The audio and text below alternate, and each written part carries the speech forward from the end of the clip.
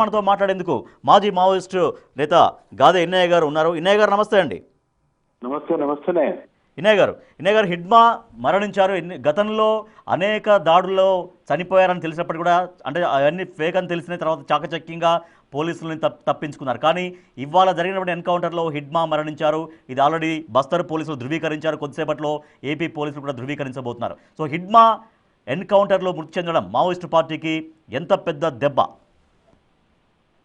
ఇది తీవ్రమైనటువంటి నష్టమే, దాంట్లో ఏమీ సందేహాలు అవసరం లేదు. ఎందుకంటే ఆయన ఆదివాసీ ముద్దుబిడ్డగా ఆదివాసీ ప్రజల కోసం సుదీర్ఘకాలము విప్లవోద్యమంలో ఆదివాసీ హక్కుల కోసము భారత రాజ్యాంగంలో ఉన్నటువంటి షెడ్యూల్ 5 కోసము ఆయన అలుపెరగని పోరాటం చేసిండు.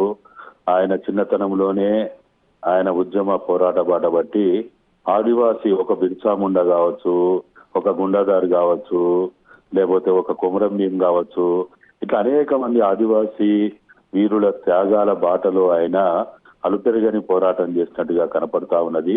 అయితే ఏదైతే ఈ రోజు టీవీలలో వస్తున్నటువంటి సమాచారం ఉందో, ఆయనని అదే ఎన్కౌంటర్ లో హోరాహోరీ కాల్పులలో చనిపోయినట్టుగా వస్తున్నారు, అది నమ్మశక్యంగా అది కనపడతలేదు. ఎందుకోసం అంటే ఆయన మా పోలీసులు చెప్పిన వివరాల ప్రకారమే ఆయనకి 300 మంది ఉంటారు, 400 మంది ఉంటారు, 3 అంచెల 4 అంచెల వ్యవస్థ ఉంటది అనేది చాలా పెద్ద ఎత్తున ఛత్తీస్గఢ్ పోలీసులు కానీ లేకపోతే ఇంకా సెంట్రల్ పోలీసు బలగాలు కానీ అన్ని జిఆర్పి బలగాలు చెప్పినటువంటి విషయం అది. మరి ఈ రోజు ఆయన సహచరులు తర్వాత వాళ్ళతో పాటు ఇంకా ఒక 6 ఏమో అంటున్నారు. మరి అది నిజమా అబద్ధమా తెలియదు. మరి వాళ్ళ ఫోటోలు ఏమి బయటికి రానట్టుంది. ఒక హిడ్మా ఫోటో మాత్రమే ఇప్పుడు టీవీలలో కనపడతా ఉన్నది. అయితే ఈ మొత్తం చూసినప్పుడు మాకున్న అనుభవాలు గతంలోంచి, అంటే 1967 నుంచి తీసుకుంటే, ఎంఎల్ పార్టీ చరిత్ర తీసుకుంటే, జరిగినటువంటి అనేక సంఘటనలను తీసుకుంటే మాత్రం ఒక అగ్రశ్రేణి నాయకుడు ఇట్లా ఒంటరిగా ఆయన మా భార్యతోటో లేకపోతే ఒకరిద్దరితోటో ఉండడం అనేది ఇప్పటి వరకు చరిత్రలో ఎక్కడ జరగలే. బసవరాజు చూస్తాము, ఆయన కూడా కనీసం 30 మంది 40 మందితో ఉన్నది మనం చూస్తాము. ఇంకా అనేక మంది సీసీలకు చూస్తాము, చలపతి చూస్తాము, ఇంకా వేరే వాళ్ళకి చూస్తాము. అంటే ఒక సీసీ ర్యాంకు క్యాడర్ అనేది కనీసం ఒక 30 మంది, ఒక 40 మంది, 50 మంది. అందులో ఈయన పిఎస్జిఏ, అందులో దండకారణ్య సెక్రటరీ.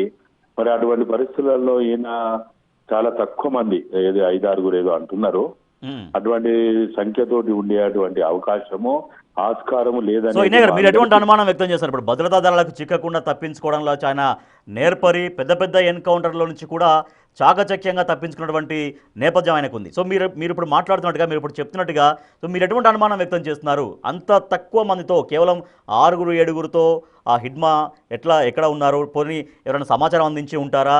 అంత పక్కాగా పోలీసులు స్కెచ్ వేశారా ఆపరేషన్ కగార్లో భాగంగా? అయి ఉండొచ్చు. ఆయన ఇప్పుడు చాలా మంది అనారోగ్యానికి గురయ్యి లేకపోతే ఇంకా వేరే కారణాల వల్ల కొంత పట్టణ ప్రాంతాలకు పోతున్నట్టు, పట్టణ ప్రాంతాల్లో వాళ్ళు ఉంటున్నట్టుగా మనకి పోలీసు సమాచారం కానీ, ఎస్ఐబి కానీ, ఇంటెలిజెన్స్, తర్వాత ఐబీ ఇతర సమాచారాలను బట్టి, టీవీలలో వస్తున్న మీడియా సేకరించిన సమాచారం బట్టి మనకు తెలుస్తా ఉంది. కాబట్టి మరి ఈయన కూడా ఏమైనా అనారోగ్యానికి గురయ్యి ఎక్కడన్నా ఆయన అటువంటి వైద్య పరీక్షలో వైద్య సహాయం కోసం ఏమైనా పట్టణ ప్రాంతాల్లో ఉంటే ఎక్కడైనా ఈయనని అట్లా చేసిండా? మరి ఇప్పుడు జరిగిన ప్రాంతం ఏమో చూస్తే ఆంధ్రప్రదేశ్.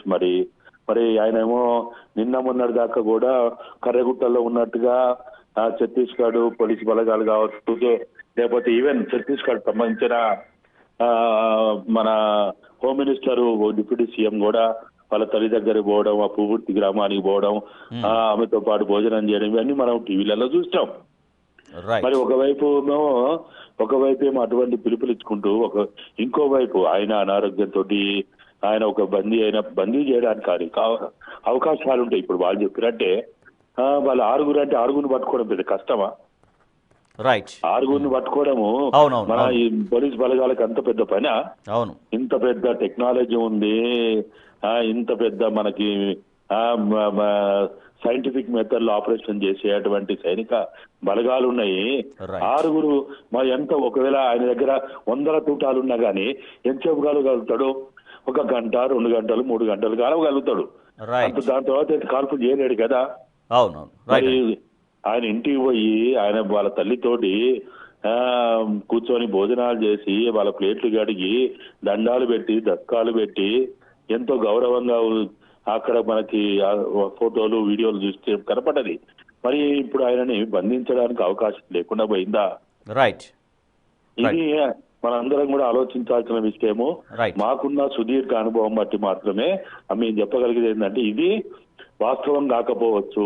వాళ్ళు ఎక్కడ దొరికిండు, ఎట్లా దొరికిండు, ఎట్లా బందీ అయిండు, ఎప్పుడు దొరికిండు, ఇదంతా ఇక మీడియా వెలుగులో తీసుకురావాల్సిన విషయాలు ఇవి. రైట్. రైట్.